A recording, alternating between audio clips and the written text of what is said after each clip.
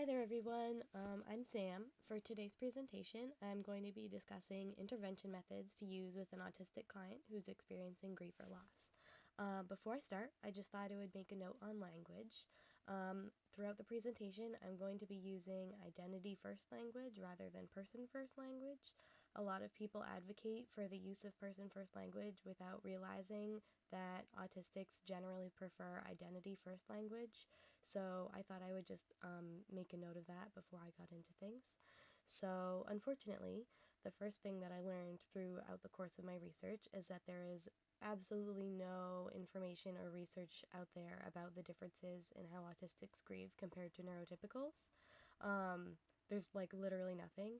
Everyone seems to be in agreement that developmental disability should be taken into account during grief counseling, but there aren't even any general guidelines about how a grieving autistic should be approached.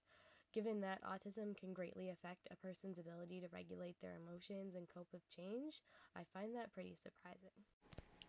Thankfully, the recent growth of the autistic self-advocacy movement, which started in the 90s, has given us a bit of a reprieve. In 2013, autistic self-advocate Deborah Lipsky published her book, How People with Autism Grieve and How to Help, an insider's handbook. After she experienced a difficult grieving process following the loss of her best friend, Lipsky turned to academia for information on how her autism might be affecting her grieving process. Sadly, like me, she found nothing. This was why she decided to record her own experiences, as well as what she had learned from friends and others in the autistic community, to create a grief handbook from an autistic perspective. Research about autism is too underdeveloped to be able to give specific advice about different intervention techniques that work well among the autistic population. However, using the information from Deborah Lipsky's book and reflecting on my own experiences, as well as the experiences of other autistics in the community, I've come up with 3 general guidelines on how to approach an autistic client grieving a loss. Understand their differences, work quickly to normalize and adjust their routine, and provide them with effective, personalized outlets for their emotions. The first step to understanding an autistic's grieving process is to understand their differences. Before we get into that, I'd like to provide you with some Autism 101. Autism exists on a spectrum.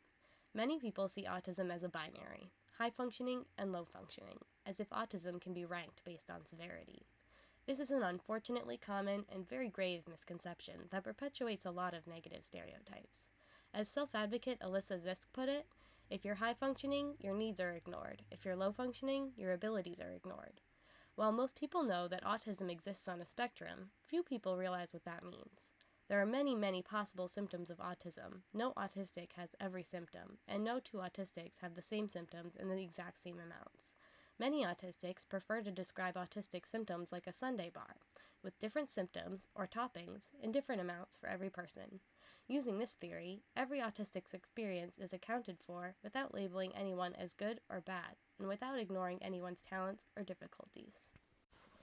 I've explained all of this to stress that every autistic will react to experiencing grief and loss differently. Some will react very similarly to a neurotypical, some will react extremely differently, and most will fall somewhere in between. The following suggestions are by no means meant to apply to every single autistic individual. However, they do apply to autistic symptoms that many autistics experience. This is why it is so important that you understand what differences the autistic in your life will experience when faced with grief and loss. What are their personal strengths?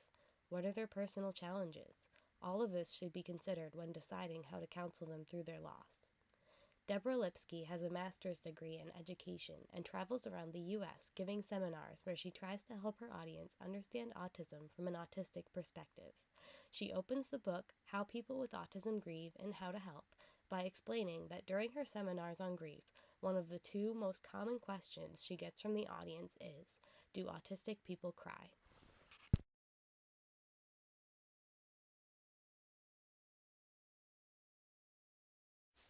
Excuse me for a minute, but I need to go on a tangent here. Do autistic people cry? Really? You're attending a seminar on how autistic people grieve, and you don't even know whether autistics cry? You treat, counsel, or raise autistics for a living, and you've never gotten emotionally close enough to one to know whether they're capable of being sad enough to cry when faced with the loss of a loved one? Have you been living under a rock? What's wrong with you people? I thought autistics were supposed to be the ones accused of having no empathy. I'll let you in on what is apparently a well-kept secret. Yes, autistics cry. I'm autistic, and I found myself crying just last night while watching My Neighbor Totoro. You only have to be Facebook friends with me for 5 minutes before you'll realize I'm a big whiny crybaby. Any professional who works with autistics who isn't sure whether autistics have enough feelings to cry deserves to have their degree revoked. There may be many autistics who don't cry at times considered to be appropriate by neurotypicals, but it's a reach to assume that we don't have feelings because of that. As outlined in Lipsky's book, one of the main differences between how autistics and neurotypicals grieve is that autistics often have to deal with the concrete effects of a person's death, such as how the person's death affects their daily life, before they can deal with their emotions surrounding the death. They may be people who focus all of their efforts on the funeral, wake, reception, or distribution of inheritances before being able to feel emotions surrounding the death. Because autistics often operate from such a logical viewpoint, it's quite possible that if someone's death has no effect on the autistic's daily experience of life, they may not grieve at all. Remember how I said before that I spent last night crying at My Neighbor Totoro? Well, guess a time where I didn't cry, after the loss of my grandfather. I loved him and am even named after him, but because he lived so far away and I rarely got to see him, his death had few effects on the logistics of my life, and I felt almost no loss. This doesn't mean I'm an emotionless robot whose soul was stolen by autism. I just experienced that loss differently than most. More often, autistics will grieve in ways considered unconventional or even inappropriate by neurotypicals. Lipsky experienced this judgment when she wore a brightly colored Hawaiian print shirt to her best friend's funeral rather than the traditional black. She did this to honor her friend's love of Hawaiian print shirts, and it was an important part of her grieving process. After you gain some insight about the different ways the autistic in your life might handle grief and loss, the second most important thing, or for some, the single most important thing, is to normalize their routine as quickly as possible, assuming that the loss impacts their schedule. This not only applies to death, but almost any change or loss. One of the hallmarks of autism is increased anxiety in the face of change. If the autistic in your life is switching schools, losing a therapist, or transitioning to a new one, moving to a new house, etc., it should be treated as a loss, and the autistic's routine should be normalized as quickly as possible to provide them with a basic sense of comfort and stability they need before they can effectively process their emotions. Unlike many other upsetting changes, death is unavoidable and could likely be the biggest change an autistic person ever has to deal with. Because of this, they should be prepared ahead of time so that they have the chance to sort out their emotions surrounding a death before the crisis happens. As Lipsky explores in her book, in our culture, we don't like talking about death, but this need to be prepared is one of the ways an autistic grieving process differs. If a family member is getting old or their health is failing, the reality of their death, whether it is imminent or far off, should be discussed with the autistic individual by their family members and other support people. Even better would be to create a plan ahead of time that outlines what will happen and how the autistic person's daily schedule will be adjusted once the death happens. This is an anticipatory coping mechanism that would significantly help the autistic person cope once the death occurs. Even if there are no family members in ill health, it would still be helpful to create a rough plan like this in case of sudden, unanticipated deaths. Similarly, during conversations about death, frank, realistic language should be used. Phrases such as, they've gone to be with God, they're watching over us, they'll always be with you, etc., will only be confusing when paired with the reality that the deceased will never be seen again in the autistic's lifetime. How should you help your autistic client remember their lost loved one? One very common practice with neurotypical grieving folks is to create a memory book with photos and mementos of the deceased. For many autistics, this may not be a great idea. Lipsky explains that after dealing with the logistics of a death, it worked best for her to simply move on. Remembering her lost best friend only opened up her wounds as she relived the pain of the knowledge that she would never get back the routine of visiting him every week. Lipsky also described a couple who tried to guide their young autistic son through the process of grieving the loss of his grandfather by replacing the routine of visiting his grandfather every Saturday with visiting his grandfather's grave. Rather than helping the boy process his emotions, this just gave him a weekly reminder that he would never spend Saturdays with his grandfather again, causing violent meltdowns. Once they replaced that routine yet again with something completely unrelated, the boy was fine. While Lipsky stands staunchly against memory books and other forms of reminders, it would be best to evaluate the possible helpfulness or unhelpfulness of this intervention technique with the specific individual you're working with. While many autistics may find it disturbing rather than helpful, there are also autistics out there who may find it imperative to their grieving process. Lastly, the most important thing to take into consideration when guiding an autistic person through their grief is to provide them with as many emotional outlets as possible. Remember, autistics process their emotions differently than neurotypicals. Many autistics regulate their emotions through repetitive behaviors, more commonly known in the autistic community as stimming. The word stimming is a slang derivative of the word stimulating and often presents as sensory-seeking behavior such as rocking, pacing, hand flapping, playing with stim toys such as chewable jewelry or silly putty, repeating sounds, or making nests of blankets. The ways that autistics stim are just as unique and varied as the autistics themselves. Unless it is self-injurious, stimming should always be encouraged. It is an autistic's #1 tool for emotional regulation. Any other fluctuation in abilities that autistics experience due to their loss should also be quickly accommodated for.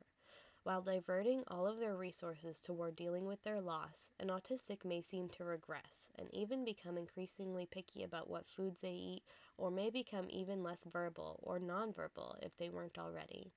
This doesn't mean that they're becoming more autistic. It just means that the energy they usually put toward trying to appear normal has to temporarily go toward dealing with their loss. As they grieve, if they are given the proper accommodations, they will work their way back up to their normal skill level. Another important resource for autistics is their special interests. Stereotypically, autistic special interests include things like trains, science fiction, and technology, but there is no limit or rule to what topic an autistic can adopt as their special interest. For example, one of my special interests is Law and Order SVU. Since I started high school, I have seen the entirety of the series, all 15 plus seasons, at least 5 times. That's almost 1,200 hours of SVU, folks. I even changed my middle name to Olivia in honor of my hero, Olivia Benson. Oftentimes, when I retreated into my special interest, watching SVU for days at a time, I was either coping with a major life change or had incorporated watching SVU into my daily ritual. If the autistic in your life does this in reaction to a loss, you should respect this way of coping. In a neurotypical person, this behavior could point to severe depression. But for many autistics, this behavior helps them cope with their emotions. From a personal perspective, engaging in my special interests gives me a continuous supply of endorphins that keep me content and relaxed. When I'm struggling, retreating into my special interests feels like a kind of hibernation therapy that keeps my mind distracted and happy while the psychic wounds from a traumatic change heal. This is true for many autistics. If you are worried about an autistic's extended retreat into their special interest, check in with them. You should never force an autistic into therapy unless their personal coping mechanisms, stimming and engaging in their special interests, are proving inadequate. If an autistic's coping skills or the help the autistic is receiving is inadequate, or they are being prevented or discouraged from engaging in their special interest or stimming, this could result in depression and anxiety that could lead to autistic catatonia, exhausting meltdowns, self-harm, or aggression. Before you decide that an autistic's self-help skills are inadequate, you should survey the other areas of their life and rule out any problems there. They may have obligations in other areas of their lives that take away energy they need to direct toward healing. For example, a child may need to take time off from school, or an adult may need to take a short leave of absence from work to engage in their healing, stimming, and self-interest practices full-time. Unfortunately, these behaviors are often discouraged by the parents and professionals in autistics' lives, leading to anxiety, depression, and suffering. Because there's absolutely no research on how to best approach an autistic grieving a loss, social workers are at a disadvantage. This means that the autistics they support are at a disadvantage as well. At this time, Deborah Lipsky's book may well be the only reliable resource for someone involved in counseling an autistic through their grieving process. But because her advice is limited to her unique personal experience, it cannot be very generalized. Hopefully, in the near future, the gap in knowledge about autistics' experiences will start to close as the autistic self-advocacy movement grows. Until then, you'll do best if you remember these 3 general guidelines. Understand the differences in grieving that your client experiences. Work to normalize and adjust their routine as quickly as possible following the loss, and provide your client with as many helpful outlets as possible.